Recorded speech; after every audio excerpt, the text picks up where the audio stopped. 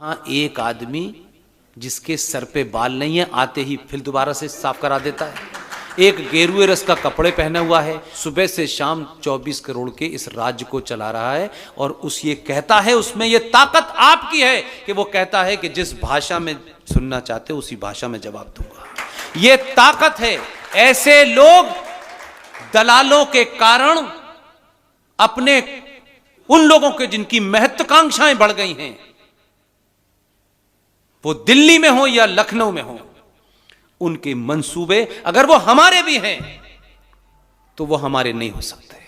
इसलिए ऐसे पागलों को अगर आपने बिठाया तो वो अभी तो ये कहता है कि जिस भाषा में चाहते हो उसी में जवाब दूंगा। लोगों ने पूछा कितनी भाषाएं जानता है, उनका आप फ्रांस में बोलिए उसमें भी दे देगा जवाब, क्योंकि ये तो भाव से समझ जाता है तुम चाहते क्या हो, ये जबान तो नहीं समझता है।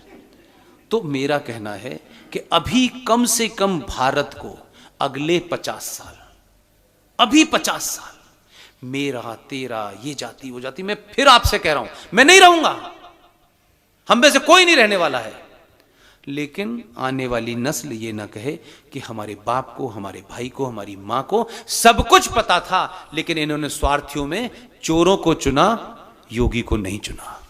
अगर भारत सेकुलर है भी, जिसे 1976 में रात के अंधेरे में इंदिरा गांधी ने बिना किसी से पूछे, अगर आपने उस 76 के अंदर भारत के प्रियम्बल, जिसको अक्षुण्ण कहा जाता है कि प्रियम्बल में बदलाव कभी नहीं होता है, बदलाव संविधान की धाराओं में होता रहता है समय समय पर, क्योंकि परिस्थितियों के हिसाब से उसमें अमेंडमेंट होते हैं, अमेंडमेंट करना जायज है। लेकिन आपने भारत के प्रियम्बल में 1976 में अपने एक दोस्त के कारण, जिसके कई सारे खुफिया एजेंसी के लोग भारत की पार्लियामेंट में थे, आपने 76 में भारत के प्रियम्बल में जोड़ा सेकुलरिज्म और सोशलिज्म। राइट? यह आपको नहीं पता? भारत के संविधान में जब संविधान सभा की डिबेट चल रही थी तब भी यह सवाल उठा था कि क्या भारत को सेकुलर बनाया जाए। उस पर अंबेडकर का यह बयान है, और नहीं बहुत सारे लोगों का है। उन्होंने कहा भारत की धरती तो सदियों से सेकुलर रही है, यहां तो अनेक संस्कृतियां आई, अनेक मजहब के लोग आए, यहां पले बड़े, पारसी आए, हमने तो किसी को नहीं रोका। हमसे ज्यादा दुनिया में कौन सेकुलर होगा? यहां तो स्टेट का भी कोई रिलीजन नहीं है, तो भारत में सेकुलर शब्द की क्या जरूरत है? तो साहब हटा दी। 76 में उन अंबेडकर जी का संविधान, जो ये नॉन बीजेपी वाले हैं, जो बीजेपी से जिनका संबंध नहीं है, वो जैसी कहते देखिए साहब संविधान में ये बदल देंगे, ये हिंदूवादी है, फलानेवादी है। अरे आपने तो 76 में उस पूरे संविधान के अंदर प्रियम्बल ही बदल दिया, आपने तो पूछा नहीं किसी ने। खैर मैं ये बात भी मान लेता हूं, अगर भारत सेकुलर है, आज की डेट में तो सेकुलर है क्योंकि उसमें लिख गया है, तो सेकुलर भारत में माइनॉरिटी कमीशन कैसे है? सच्चर कमीशन कैसे है? मुस्लिम एजुकेशन बोर्ड कैसे है? सच्चर कमीशन, माइनॉरिटी कमीशन तभी होगा जब भारत हिंदू राष्ट्र होगा। मैं बात गलत कर रहा हूं? अगर भारत हिंदू राष्ट्र होगा तब उसमें होगा कि भाई ये मुसलमानों के लिए अलग से, क्योंकि ये हिंदू राष्ट्र है। मैं गलत कह रहा हूं? लेकिन सेकुलर भी है और माइनॉरिटी कमीशन भी है। वहां कह रहे हैं कि मजहब की बुनियाद पर राजा कोई फैसला नहीं करेगा। सेकुलरिज्म का मतलब है रिलीजन अलग, स्टेट अलग, यानी राज्य अलग। फिर आप कह रहे हैं कि स्टेट और रिलीजन। फिर आपने वक्फ बोर्ड जो 1921 में 23 में बना था, फिर आपने 2013 में वक्फ बोर्ड के तहत एक कानून बना दिया कि भारत की किसी धरती, प्राइवेट, पब्लिक, सरकारी, गैर सरकारी, मंदिर, ट्रस्ट पे मुसलमानों की ये दुकान जो अंग्रेजों के जमाने शुरू हुई थी, फिर वो उसमें अमेंडमेंट हुआ 1956 में, फिर अमेंडमेंट हुआ 1995 के अंदर, और 2013 में भारत की संसद के अंदर कानून बन गया। उस कानून के तहत अगर इस जमीन के ऊपर वक्फ बोर्ड के दो लोग ये कह दें कि ये जमीन वक्फ बोर्ड की है और आपकी नहीं है, तो कानूनी तौर पर उसमें लिखा हुआ है कि वक्फ बोर्ड वालों को यह नहीं साबित करना ये वक्फ बोर्ड की है, आपको साबित करना है। और 3 साल के अंदर अगर आपने वो जमीन खाली नहीं की तो 3 साल के बाद धक्के मार के आपको बाहर निकाल दिया जाएगा। और आप अगर नहीं निकलेंगे तो कानून का सेक्शन 40 का एक सेक्शन ये कहता है आप इनक्रोचर हैं, इसलिए आप पे केस चलेगा। आपको पता ही नहीं है, क्योंकि आपको प्याज के दाम पे सरकार बनानी है। इसलिए 2013 में बना, 1995 में अमेंडमेंट हुआ, 1995 के अमेंडमेंट के बाद 2005 में भारत के अंदर जो तकलीफ की निशानी है, जिसे हमें और आप मोहब्बत की निशानी कहते हैं, उस तकलीफ की निशानी ताजमहल को वक्फ बोर्ड ने अपने कब्जे में 2005 में ले लिया है। आपको पता नहीं है? गुजरात में सूरत म्युनिसिपल कॉरपोरेशन के ऊपर दावा ठोक दिया है, कोर्ट कह रही है हम इसमें दखल ही नहीं सकते, ये तो कानून है। और यह सिलसिला पूरे देश में चल रहा है। इसलिए सड़कों पे मज़ारें, हाईवे पे मस्जिद इसलिए बन रही है। वो बेचारा पुलिस वाला क्या करेगा, उस पर धारा ही नहीं है। वो बना देते हैं, उसके बाद आप कहते हैं ये यहां क्यों बनी? वो कहता है कानून पढ़ के आओ। क्योंकि आप कानून से देश चलाने के चक्कर में हैं, वो कानून को नहीं मानते। क्या कानून से 1992 किया था आपने 6 दिसंबर को? कोर्ट को पता चल गया था कि 92 करने वाले लोगों के हक में फैसला नहीं दिया गया, तो किसी दिन सुप्रीम कोर्ट को यह 92 न बना दें। डर से दुनिया चलती है, ताकत से दुनिया चलती है। कानून वानून कुछ नहीं होता मेरे भाई। यह कानून सभ्य समाज के लिए होता है, जहां सारे नागरिक सभ्य हों। इसलिए बलात्कारी खुले घूम रहे हैं, लुटेरे गुंडे खुले घूम रहे हैं। भारत की सुप्रीम कोर्ट का चीफ जस्टिस, कोई धर्म सभा संसद के अंदर किसी ने कोई बात कही, 3 फेक वीडियो के ऊपर उसने नोटिस जारी कर दिया। हमारे वकील ने 50 ऐसे सबूत दिए जिनमें कहा कि मुसलमान इस देश में हिंदुओं के कत्ल की बात कर रहे हैं, आपने उन्हें नोटिस जारी नहीं किया, तो दाएं बाएं घूम गए। क्योंकि उस वकील को सरकार का दलाल नहीं बनना है। ऐसे लोग आपके बीच में हैं। विष्णु शंकर जैन जो आपके शहर में इस मंदिर की लड़ाई लड़ रहे हैं। इस मंदिर के और मस्जिद के बारे में आपको एक तथ्य नहीं पता, जो आपके सामने बताना चाहता हूं। 1991 में नरसिम्हा राव के दौर में एक कानून बना, उसमें से अयोध्या को हटा दिया गया। अयोध्या को हटा करके एक कानून बना, उस कानून का नाम है प्लेसेस ऑफ वर्शिप एक्ट 1991। यह कानून यह कहता है, क्योंकि अयोध्या का मामला कुछ था, तो लोगों ने कहा कि यार हमारे लिए तो बहुत जरूरी है, बाकी छोड़ो ना, कल देखेंगे।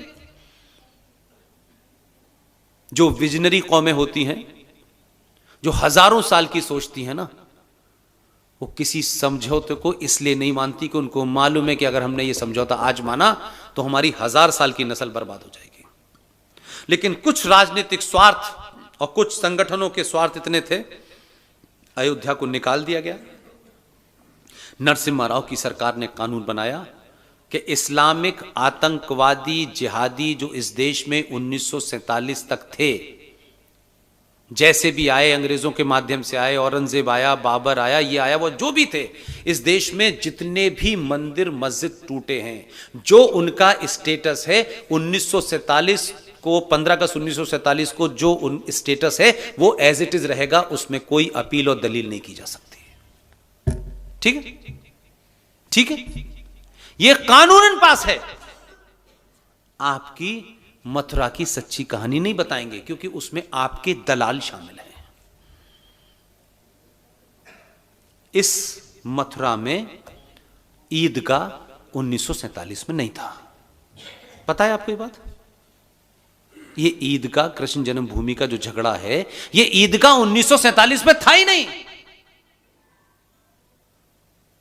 तो फिर इसका स्टेटस तो बदला जाना चाहिए, ये तो उस कानून में नहीं आता। 1965 में मध्य प्रदेश का एक मक्कार मुख्यमंत्री द्वारिका प्रसाद मिश्र और बिहार का एक अय्यर गवर्नर, इन दो मक्कारों ने कृष्ण जन्मभूमि की जो ओरिजिनल ट्रस्ट है, जो ओरिजिनल ट्रस्ट थी, उसके बिहाफ पे एक फेक ट्रस्ट क्रिएट की। एक्स मुख्यमंत्री द्वारिका प्रसाद मिश्र मध्य प्रदेश और बिहार का गवर्नर अय्यर, इन्होंने एक ट्रस्ट बनाया दोनों ने, और उस ट्रस्ट में आपकी जमीन नंबर 2 में मुसलमानों को बेची, जिस पे ईदगाह बना हुआ है। अपने लोग अगर दुश्मन से ज्यादा खतरनाक हैं तो उनके साथ भी वही बर्ताव होना चाहिए। ये नहीं हो सकता। इसलिए मैंने शुरू में कहा, मेरे ने किया है तो इसको बचा लो, उसने किया है उसका, तो ये गंदगी इतनी हो चुकी है कि अब आपका बचने वाला कोई नहीं है। लिहाजा प्लेसेस ऑफ वर्शिप एक्ट बन चुका है। उसके बाद भारत के किसी मंदिर के ऊपर जो उस पर तोड़ करके मस्जिद भी बनाई हुई है, उसमें 99% हिंदुओं के हैं, उन स्ट्रक्चर को नहीं हटा सकते। विष्णु शंकर जैन, हरिशंकर जैन का बेटा, उसने ये लड़ाई लड़ रहा है सुप्रीम कोर्ट के अंदर। इसलिए जहां ये अपने रास्ते से न भटकें, मातृभूमि ट्रस्ट की राष्ट्रीय अध्यक्ष संस्थापक, ये कब भटकेंगी रास्ते से? ये जब भटकेंगी जब उनको लगेगा कि मैं तो एक अच्छे काम के लिए काम कर रही हूं और ये समाज मेरी कोई मदद नहीं करना चाहता, इनके पैर भटका देगा।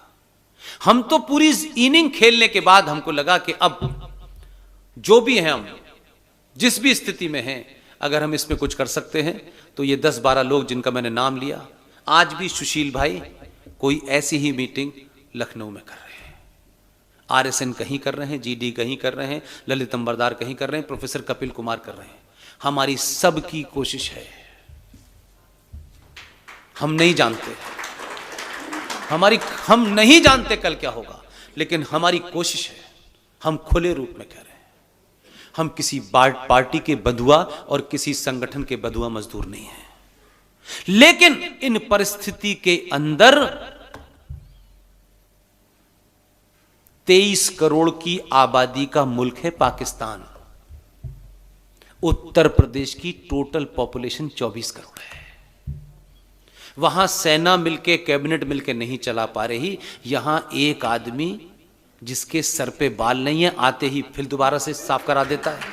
एक गेरुए रस का कपड़े पहना हुआ है, न उसके बाप का पता, न माँ का पता, न बहन का पता, न रिश्ते पता, न मकान का, न दुकान का। सुबह से शाम 24 करोड़ के इस राज्य को चला रहा है। और उस ये कहता है, उसमें ये ताकत आपकी है कि वो कहता है कि जिस भाषा में सुनना चाहते हो उसी भाषा में जवाब दूंगा। ये ताकत है। ऐसे लोग दलालों के कारण अपने उन लोगों के जिनकी महत्वाकांक्षाएं बढ़ गई हैं,